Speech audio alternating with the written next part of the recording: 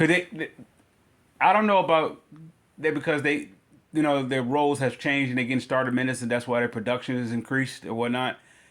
They still got to put the ball in the basket. They still have to play the game. They have to play according to how the game is played. So if they're going to get starters and they're getting 10 minutes, they're getting 10 points or getting double digits, then they should be able to do that against bench players, substitutes.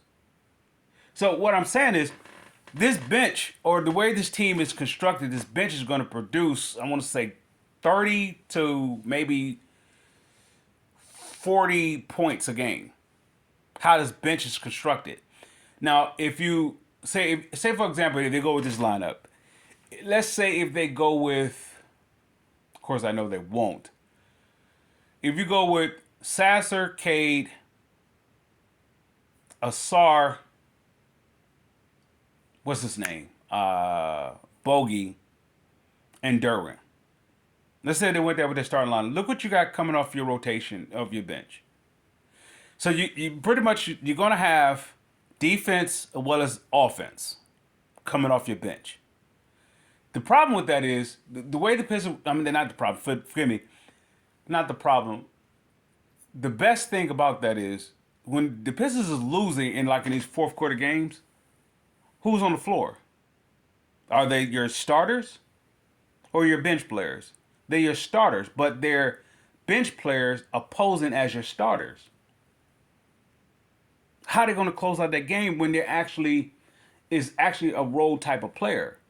It's interesting because by trade deadline, I'm going to say a key player is going to be made available, and with everything that's in me, I hope they do not go after the likes of Levine and that contract. If his contract was a little less than what it is, then yeah, I consider it.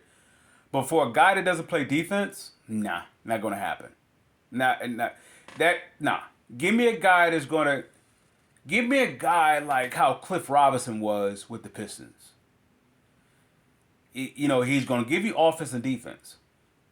He's gonna get you double digits in points, maybe single digits in rebounds, but he's gonna play defense.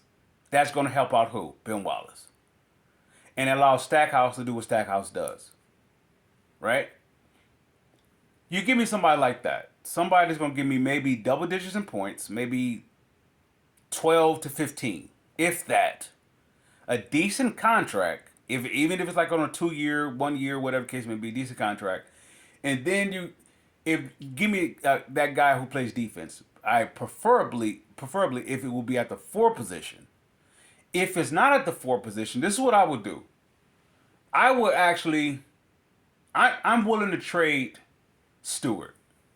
I'm willing to trade Stewart and Killian and Jaden Ivey in a package deal for a player. I just am.